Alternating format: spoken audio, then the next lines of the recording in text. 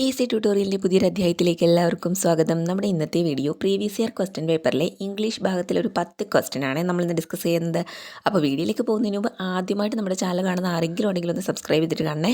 വീഡിയോസൊക്കെ നിങ്ങൾക്ക് യൂസ്ഫുൾ ആയിട്ടുണ്ടെങ്കിൽ ലൈക്ക് ചെയ്യാനും ഷെയർ ചെയ്യാനും കമൻറ്റ് ചെയ്യാനും മറക്കരുത്. അപ്പോൾ നമുക്ക് നേരെ വീഡിയോയിലേക്ക് പോകാം.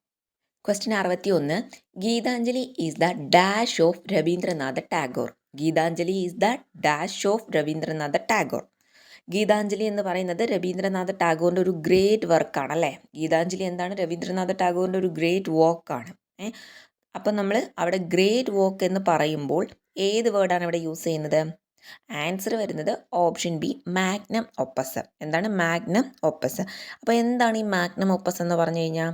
മാഗ്നം ഒപ്പസ് എന്ന് പറഞ്ഞാൽ ഒരു ആർട്ടിസ്റ്റിൻ്റെയോ അല്ലെങ്കിൽ ഒരു എഴുത്തുകാരൻ്റെയോ അല്ലെങ്കിൽ ഇപ്പോൾ നമുക്കൊരു സംഗീതജ്ഞൻ്റെയോ പോട്ടെ ഒരു സൃഷ്ടാവിൻ്റെ എന്ന് പറയാം അല്ലേ. ഇവരെല്ലാം സൃഷ്ടാവല്ലേ, ഓരോ സൃഷ്ടാവാണ്. അപ്പം ഒരു സൃഷ്ടാവിൻ്റെയോ ഏറ്റവും പ്രധാനപ്പെട്ട വർക്കിനെയാണ് നമ്മൾ മാഗ്നം ഒപ്പസ് എന്ന് പറയുന്നത്. ഓക്കെ, ഒരു സൃഷ്ടാവിൻ്റെ ഏറ്റവും പ്രധാനപ്പെട്ട വർക്കിനെയാണ് മാഗ്നം ഒപ്പസ് എന്ന് പറയുന്നത്. അങ്ങനെയാണെങ്കിൽ രവീന്ദ്രനാഥ ടാഗോറിൻ്റെ ഒരു പ്രധാനപ്പെട്ട വർക്കല്ലേ ഗീതാഞ്ജലി എന്ന് പറയുന്നത്. അദ്ദേഹത്തിൻ്റെ the great work of composition എന്ന് പറയാം അല്ലെ ഗീതാഞ്ജലി. അങ്ങനെയാണെങ്കിൽ ഇവിടെ ഏതാ വേർഡാണ് വരുന്നത്?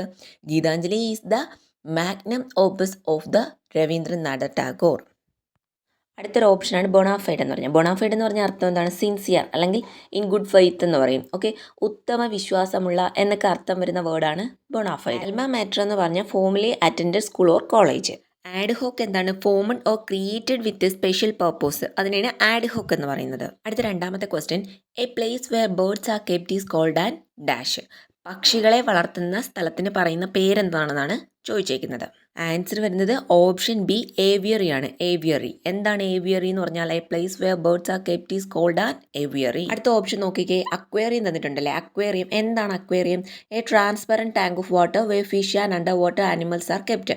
അതായത് ഫിഷിനെയും അതുപോലെ തന്നെ വെള്ളത്തിനടിയിൽ വസിക്കുന്ന മറ്റ് ആനിമൽസിനെയും ഒക്കെ നമ്മൾ ഒരു ട്രാൻസ്പെറൻറ്റ് ടാങ്ക് ഓഫ് വാട്ടറിൽ വളർത്തുന്നതിനെയാണ് അക്വേറിയം എന്ന് പറയുന്നത്. അടുത്ത മൂന്നാമത്തെ ഓപ്ഷൻ ബ്യൂറോ. എന്താണ് ബ്യൂറോ?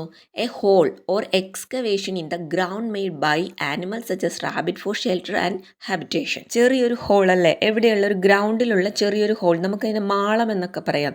സച്ച് എസ് റാബിറ്റിൻ്റെയൊക്കെ ഷെൽട്ടർ പോലെ, നമ്മുടെ മുയലൊക്കെ താമസിക്കുന്ന ചെറിയ ചെറിയ മാളം ഉണ്ടല്ലോ, അതുപോലത്തെ റാബിറ്റിൻ്റെയൊക്കെ ഷെൽട്ടർ പോലത്തെ ചെറിയ മാളത്തിനെയൊക്കെയാണ് നമ്മൾ ബ്യൂറോ എന്ന് പറയുന്നത്. അടുത്തത് ലാസ്റ്റ് ഓപ്ഷനാണ് എപ്പിയറി. എന്താണ് എപ്പിയറി? എപ്പിയറി എന്ന് പറഞ്ഞാൽ a place where bees are kept. അതായത് തേനീച്ചകളെ വളർത്തുന്ന സ്ഥലത്തിനെയാണ് എപ്പിയറി എന്ന് പറയുന്നത്. തേനീച്ച വളർത്തലിന് എന്താണ് പറയുന്നത്? എപ്പി കൾച്ചർ എന്ന് പറയത്തില്ലേ, അതുപോലെ തേനീച്ചകൾ വളർത്തുന്ന സ്ഥലത്തിനെ പറയുന്നതാണ് എപ്പിയറി. എപ്പിയറി എന്ന് പറഞ്ഞാൽ a place where bees are kept. അടുത്ത 64ാമത്തെ question, the chief guest dash in time. ഇവിടെ 4 ഓപ്ഷൻസ് കൊടുത്തിട്ടുണ്ട്. കറക്റ്റ് ആയിട്ടുള്ള ആൻസർ ഏറ്റവും ലാസ്റ്റത്തെ ഓപ്ഷൻ ഡി ആണ്, ടേൺഡ് അപ്പ് ആണ്. അതായത് the chief guest turned up in time. Turned up എന്നൊക്കെ പറഞ്ഞു കഴിഞ്ഞാൽ ഒരു ഫ്രേസൽ വേർബാണ്. എന്തിനു വേണ്ടിയിട്ടാണ് യൂസ് ചെയ്യുന്നത്? To arrive or appear somewhere usually unexpected or in a way that was not planned. അതായത് അപ്രത്യക്ഷമായോ അല്ലെങ്കിൽ പ്ലാൻ ചെയ്യാതെയോ എവിടെയെങ്കിലും എത്തിച്ചേരുകയോ അല്ലെങ്കിൽ പ്രത്യക്ഷപ്പെടുകയോ ചെയ്യുന്നതിനെയാണ് നമ്മൾ ടേൺഡ് അപ്പ് എന്ന് പറയുന്ന ഫ്രേസൽ വെർബ് കൊണ്ട് സൂചിപ്പിക്കുന്നത്. അടുത്തൊരു ഓപ്ഷനാണ് ടേൺ ഔട്ട്. എന്താണ് ഈ ടേൺ ഔട്ട് എന്ന് പറയുന്ന ഫ്രേസൽ വെർബ് കൊണ്ട് സൂചിപ്പിക്കുന്നത്? To happen in a particular way or to have a particular result especially an unexpected one. പ്രത്യേക അപ്രതീക്ഷിതമായിട്ടുള്ള ഒരു കാര്യം ഒരു പ്രത്യേക രീതിയിൽ സംഭവിക്കുക അല്ലെങ്കിൽ ഒരു പ്രത്യേക ഫലം നേടുക. ഇങ്ങനെയുള്ള സാഹചര്യത്തിലാണ് നമ്മൾ ടേൺ ഔട്ട് എന്ന് പറയുന്ന ഒരു ഫ്രേസൽ വെർബ് യൂസ് ചെയ്യുന്നത്. ഇനി അതിൽ കിടക്കുന്ന ഒരു ഓപ്ഷനാണ് ടേൺ ഡൗൺ അല്ലേ. എന്താണ് ടേൺ ഡൗൺ എന്ന് പറഞ്ഞാൽ? ടേൺ ഡൗൺ എന്ന് പറഞ്ഞാൽ നിരസിക്കുക. നിരസിക്കുക എന്നാണ് ടേൺ ഡൗൺ എന്ന് പറയുന്ന ഫ്രേസൽ വെർബ് കൊണ്ട് ഉദ്ദേശിക്കുന്നത്. അടുത്തൊരു ഓപ്ഷനാണ് കേം എക്രോസ്. എന്താണ് കേം എക്രോസ് എന്ന് പറഞ്ഞാൽ? To meet or find something or someone by chance. യാദൃച്ഛികമായി എന്തെങ്കിലും അല്ലെങ്കിൽ ആരെങ്കിലും കണ്ടുമുട്ടുകയോ കണ്ടെത്തുകയോ ചെയ്യുക. അങ്ങനെയുള്ള സാഹചര്യത്തിലാണ് നമ്മൾ കേം എക്രോസ് എന്ന് പറയുന്ന ഫ്രേസൽ വെർബ് യൂസ് ചെയ്യുന്നത്. അടുത്ത 64ാമത്തെ question, identify the word with correct spelling. തന്നിട്ടുള്ള ഒക്കേഷൻ എന്ന് പറഞ്ഞ വേർഡിൻ്റെ കറക്റ്റ് സ്പെല്ലിങ് ഏതെന്നാണ് ചോദിച്ചേക്കുന്നത്. കറക്റ്റായിട്ടുള്ള സ്പെല്ലിങ് വരുന്നത് ഓപ്ഷൻ ഡി ഒക്കേഷനാണ്. അതായത് സ്പെല്ലിങ് ഞാൻ പറയാം, OCCASION. ഇതാണ് ഒക്കേഷൻ്റെ കറക്റ്റായിട്ടുള്ള സ്പെല്ലിങ്. 65ാമത്തെ question, choose the correct passive form of the following sentences. താഴെ ഒരു സെൻറ്റൻസ് തന്നിട്ടുണ്ട്, അതിൻ്റെ കറക്റ്റായിട്ടുള്ള പാസീവ് ഫോം ഏതാണെന്നാണ് ചോദിച്ചേക്കുന്നത്. സെൻറ്റൻസ് എന്താണ്? Manoj has read many good books. ഈ സെൻറ്റൻസ് എന്ത് ഫോമിലാണ്? ആക്റ്റീവ് ഫോമിലാണ് തന്നേക്കുന്നത്. ഈ ആക്റ്റീവ് ഫോമിലുള്ള ഈ സെൻറ്റൻസ് ആണ് നമുക്ക് ഏതിലോട്ടാക്കേണ്ടത്? പാസീവ് ഫോമിലോട്ടാക്കേണ്ടത്. ആൻസർ എന്താണ്? ഓപ്ഷൻ സി ആണ്. Many good books have been read by Manoj. അതായത് Manoj has read many good books എന്നുള്ള ആക്റ്റീവ് ഫോമിലുള്ള സെൻറ്റൻസിനെ പാസീവ് ഫോമിലോട്ടാക്കുമ്പോൾ എന്താണ് കിട്ടുന്നത്? Many good books have been read by Manoj. അപ്പോൾ നമുക്ക് ഈ ആക്റ്റീവ് ഫോമിലുള്ള ഈ സെൻറ്റൻസിലെ പാസീവ് ഫോമിലോട്ട് എങ്ങനെ ആക്കി എന്നുള്ളത് നമുക്കൊന്ന് നോക്കാമേ. ഇവിടെ നമുക്ക് ക്വസ്റ്റ്യനിൽ തന്നിട്ടുള്ള സെൻറ്റൻസ് ഏതിലാണ് കിടക്കുന്നത്? ആക്റ്റീവ് ഫോമിലാണല്ലേ കിടക്കുന്നത്. എന്താണ് സെൻറ്റൻസ്? എന്താണ്? Manoj has read many good books എന്നുള്ളത് ആക്റ്റീവ് ഫോമിൽ കിടക്കുന്ന ഒരു സെൻറ്റൻസ് ആണ്. എങ്ങനെയാണ് ആക്റ്റീവ് ഫോം എന്ന് മനസ്സിലായത്? ആക്റ്റീവ് ഫോം ആണെങ്കിൽ എങ്ങനെയാണ്? Subject plus has or have plus V3 plus object. ഇവിടെ നോക്കൂ, മനോജ് എന്ന് പറയുന്നതാണ് സബ്ജക്റ്റ്, അതുണ്ട്. അതുപോലെ ഹാസ് ഓർ ഹാവ് ഉണ്ട്, ഹാസ് ഉണ്ട്, മനോജ് ഹാസ് എന്നാണ്. പിന്നുണ്ട് വെർബിൻ്റെ മൂന്നാമത്തെ രൂപമുണ്ട്, V3 ഉണ്ട്, ഏതാണ്? റീഡ് ഉണ്ട്. അപ്പോൾ മനോജ് ഹാസ് റീഡ് വരെ കിട്ടി. ഇനി ഒബ്ജക്റ്റ് എന്താണ് ഇവിടുത്തെ? മെനി ഗുഡ് ബുക്സ് ആണ് ഇവിടുത്തെ ഒബ്ജക്റ്റ്. അപ്പോൾ subject plus has or have plus V3 plus object എന്നൊരു ഫോമിലാണ് ഇത് കിടക്കുന്നത്. അതുകൊണ്ട് ഇത് എന്താണ്? ആക്റ്റീവ് ഫോം ആണല്ലേ. ഇനി ഈ ആക്റ്റീവ് ഫോമിനെ നമുക്ക് പാസീവ് ഫോമിലോട്ടാക്കാൻ എന്താണ് ചെയ്യേണ്ടത്? ഈ ഒരു ഓർഡർ ഉണ്ടോ? പാസീവ് ഫോമിലോട്ടാക്കാനുള്ള ഈ ഒരു ഓർഡറിൽ കറക്റ്റായിട്ട് എഴുതി കഴിഞ്ഞാൽ നമുക്ക് പാസീവ് ഫോം കിട്ടും. അതായത് ഓർഡർ എങ്ങനെയാണ്? Object plus have or has plus been plus V3 plus by plus subject. ഈ ഒരു ഓർഡറിൽ നമ്മൾ തന്നേക്കുന്ന സെൻറ്റൻസിനെ എഴുതി കഴിഞ്ഞാൽ നമുക്ക് ആക്റ്റീവ് ഫോമിലുള്ള സെൻറ്റൻസിനെ എങ്ങനെ പാസീവ് ഫോമിലോട്ടാക്കാൻ പറ്റും. ഇവിടെ നോക്കുവാണെങ്കിൽ തന്നിരിക്കുന്ന സെൻറ്റൻസിലെ ഒബ്ജക്റ്റ് ഏതാണ്? മെനി ഗുഡ് ബുക്സ് ആണല്ലേ ഒബ്ജക്റ്റ്. ആ മെനി ഗുഡ് ബുക്സ് എന്നുള്ള ഒബ്ജക്റ്റ് നമ്മൾ ഫസ്റ്റ് അതുപോലെ എഴുതി. രണ്ടാമത് ഹാവ് എഴുതുക അല്ലേ, ഹാവ് ആണ് കൊടുത്തേക്കുന്നത്. അപ്പോൾ ഹാവ് അതുപോലെ എഴുതി, പിന്നെ ബീൻ ചേർക്കുക, ബീൻ ചേർത്തു. പിന്നെ വെർബിൻ്റെ മൂന്നാമത്തെ രൂപം സെൻറ്റൻസിൽ കൊടുത്തിട്ടുണ്ട്, എന്താണ്? റീഡ് എന്നുള്ളത്. റീഡ് എഴുതി, കൂടെ നമ്മളൊരു ബൈ ചേർത്തു. പിന്നെ സബ്ജക്റ്റ് എന്താണ്? സെൻറ്റൻസിലെ സബ്ജക്റ്റ് മനോജ് ആണ്, മനോജ് അതുപോലെ എഴുതി. അപ്പം many good books have been read by Manoj എന്ന് പറയുന്ന പാസീവ് ഫോം നമുക്ക് കിട്ടി. 66ാമത്തെ question, identify the word which does not mean amend. Amend എന്ന് പറയുന്ന വേർഡിൻ്റെ അർത്ഥമല്ലാതെ വരുന്ന വേർഡ് ഏതാണ് ഇതിൽ? ആൻസർ വരുന്നത് ഓപ്ഷൻ എ ജോയിൻ ആണേ. ജോയിൻ. ജോയിൻ ഒഴികെ ബാക്കി വരുന്ന 3 വേർഡും, അതായത് ഇംപ്രൂവ്, ചേഞ്ച്, മോഡിഫൈ, ഈ 3 വേർഡും അമെൻഡ് എന്ന് പറഞ്ഞ വേർഡിൻ്റെ സിനോണിമാണ്. ഓക്കെ, അമെൻഡ് എന്ന് പറഞ്ഞ വേർഡിൻ്റെ സിനോണിം ഏതൊക്കെയാണ്? Change, modify, improve. ഇതൊക്കെയാണ് അമെൻഡ് എന്ന് പറഞ്ഞ വേർഡിൻ്റെ സിനോണിം. അടുത്തത് 67ാമത്തെ question, if I had time. Answer വരുന്നത് എന്താണ്? ഓപ്ഷൻ എ ആണ് answer. If I had time I would watch a film. ഇവിടെ നോക്കി, ഇഫ് ഐ ഹാഡ് ടൈം എന്ന് പറഞ്ഞ സെൻറ്റൻസ് എങ്ങനെ കിടക്കുന്നത്? If plus V2 or was or were or did or had. ഇതെങ്ങനെയാവും? Would or should or could or might plus V1 ആകും.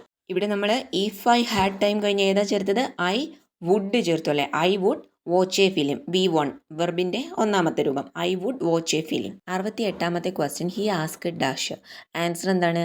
Option A ആണ് വരുന്നത്, വെദർ ഷീ കുഡ് സിങ്. അതായത് he asked whether she could sing. എങ്ങനെയാണ് കിട്ടിയത്? ഈ ചോദ്യം എന്ന് പറഞ്ഞാൽ ഒരു റിപ്പോർട്ടർ സ്പീച്ചുമായിട്ട് ബന്ധപ്പെട്ട് വരുന്നൊരു ചോദ്യമാണ് ഇവിടെ തന്നേക്കുന്നത്. ചോദ്യത്തിൽ ആസ്ക്ഡ് എന്ന് നൽകിയിരിക്കുന്നത് കണ്ടോ, ഇതൊരു ക്വസ്റ്റ്യൻ സെൻറ്റൻസ് ആണ്. ആസ്ക്ഡ് എന്ന് നൽകിയിരിക്കുന്നത് എന്താണ്?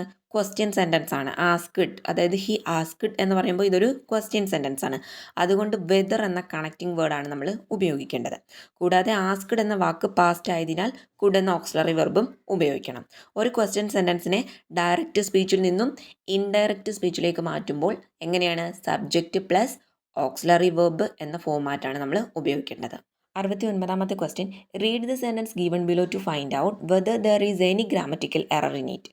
The error if any will be in one part of the sentence. If there is no error the answer is 4. Mark the answer in the response sheet. ഇവിടെ നോക്കൂ, ആദ്യത്തെ 3 ഓപ്ഷൻസ് കണ്ടോ, A B C. ഈ 3 ഓപ്ഷൻസും ഒരു സെൻറ്റൻസിൻ്റെ parts ആയിട്ടാണ് കൊടുത്തേക്കുന്നത്. അതായത് ഒരു സെൻറ്റൻസിനെ തന്നെ ഡിവൈഡ് ചെയ്ത് അതിൻ്റെ ഓരോ പാർട്സ് ആയിട്ടാണ് കൊടുത്തേക്കുന്നത്. One of our students have won the first place in the competition എന്ന് പറഞ്ഞ ഒരു സെൻറ്റൻസിനെ ഡിവൈഡ് ചെയ്ത് പാർട്സ് ആയിട്ടാണ് 3 ഓപ്ഷൻസിൽ കൊടുത്തേക്കുന്നത്. ഈ 3 പാർട്സിൽ എററായിട്ടുള്ള പാർട്സ് ഏതെന്നാണ് കണ്ടെത്തേണ്ടത്. ഇനി ഈ പാർട്സ് ഒന്നും, അതായത് ഈ ഓപ്ഷൻസ് ഒന്നും എറർ അല്ലെങ്കിൽ നോ എറർ എന്നൊരു ഓപ്ഷനും തിരഞ്ഞെടുക്കാമെന്ന് പറയുന്നുണ്ട്. ഇവിടെ one of our students have won the first place in the competition എന്ന സെൻറ്റൻസിൽ ഹാവ് വോൺ എന്ന് പറയുന്ന പാർട്സ് ആണ് എററായിട്ടുള്ള പാർട്സ്. ബാക്കിയുള്ള പാർട്സ് എല്ലാം ശരിയാണ്. ഇവിടെ വൺ ഓഫ് എന്ന് പറഞ്ഞാണ് സെൻറ്റൻസ് സ്റ്റാർട്ട് ചെയ്തേക്കുന്നത് അല്ലേ, വൺ ഓഫ്. ഇവിടെ വൺ ഓഫ് എന്ന് പറഞ്ഞ് സെൻറ്റൻസ് സ്റ്റാർട്ട് ചെയ്യുമ്പോൾ ഇവയ്ക്കിപ്പോൾ നമ്മൾ എന്താണ് ചേർക്കേണ്ടത്? പ്ലൂറൽ നൗൺ ആണ്. പ്ലൂറൽ നൗൺ പ്ലസ് സിംഗുലാർ വെർബാണ് ഉപയോഗിക്കേണ്ടത്. അതുകൊണ്ട് ഇവിടെ ഹാവ് വോൺ എന്ന് പറഞ്ഞ പാർട്സ് തെറ്റാണ്. അതുപോലെ തന്നെ each of, one of, group of, every one of, each one of, either of, neither of, not one of, one among the, one and a half, ഇങ്ങനത്തെ word വെച്ച് സ്റ്റാർട്ട് ചെയ്യുന്ന സെൻറ്റൻസിനൊപ്പം നമ്മൾ എന്താണ് ചേർക്കേണ്ടത്? പ്ലൂറൽ നൗൺ പ്ലസ് സിംഗുലർ വെർബാണ് ഉപയോഗിക്കേണ്ടത്. അടുത്ത 70ാമത്തെ question. In the question below there is a sentence of which some parts have been jumbled up. Rearrange these parts labelled P, Q, R and S. To produce the correct sentence, choose the proper sequence and mark the answer in the response sheet. താഴെ കൊടുത്തേക്കുന്നത് ഒരു വലിയ sentence ആണ്. ഈ വലിയ സെൻറ്റൻസിൻ്റെ ഓരോ പാർട്സും PQRS എന്ന 4 പാർട്സായിട്ട് label ചെയ്ത് കൊടുത്തിട്ടുണ്ട്. അപ്പോൾ ഇത് കറക്റ്റ് ഓർഡറിലല്ല കിടക്കുന്നത്. നമ്മൾ ഈ പാർട്സിനെ റീഅറേഞ്ച് ചെയ്ത് കറക്റ്റ് ഒരു സെൻറ്റൻസ് എന്ന രൂപത്തിലേക്ക് കൊണ്ടുവരാനാണ് ചോദിച്ചേക്കുന്നത്. അപ്പോൾ ആൻസർ വരുന്നത് ഓപ്ഷൻ സി ആണ്.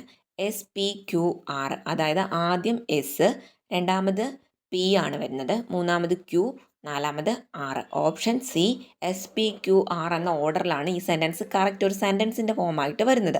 സെൻറ്റൻസ് ഞാൻ വായിക്കാം. We are inspired by people who do amazing things but what is more inspiring is how they go there. SPQR എന്ന ഓർഡറിൽ റീഅറേഞ്ച് ചെയ്യുമ്പോഴാണ് ഇതൊരു സെൻറ്റൻസ് ആയിട്ട് വരുന്നത്. അപ്പോൾ ഇന്നത്തെ വീഡിയോയിലൂടെ നമ്മൾ ഡിസ്കസ് ചെയ്ത 10 ക്വസ്റ്റ്യൻസും വളരെ എളുപ്പമുള്ള ക്വസ്റ്റ്യൻസ് ആണ്. അപ്പോൾ ക്വസ്റ്റ്യൻസും ആൻസേഴ്സും എല്ലാം എല്ലാവർക്കും മനസ്സിലായിട്ടുണ്ടെന്ന് വിചാരിക്കുന്നു. എന്തെങ്കിലും ഡൗട്ട് ഉണ്ടെങ്കിൽ കമൻറ്റ് ചോദിച്ചാൽ മതി. അപ്പോൾ വീഡിയോസൊക്കെ ഇഷ്ടപ്പെട്ടിട്ടുണ്ടെങ്കിലും യൂസ്ഫുൾ ആയിട്ടുണ്ടെങ്കിലും ലൈക്ക് ചെയ്യാനും കമൻറ്റ് ചെയ്യാനും മറക്കരുത്. കൂടുതൽ വീഡിയോസിനായിട്ട് ഈ ചാനലൊന്ന് സബ്സ്ക്രൈബ് ചെയ്ത് സപ്പോർട്ടും കൂടി ചെയ്യുക.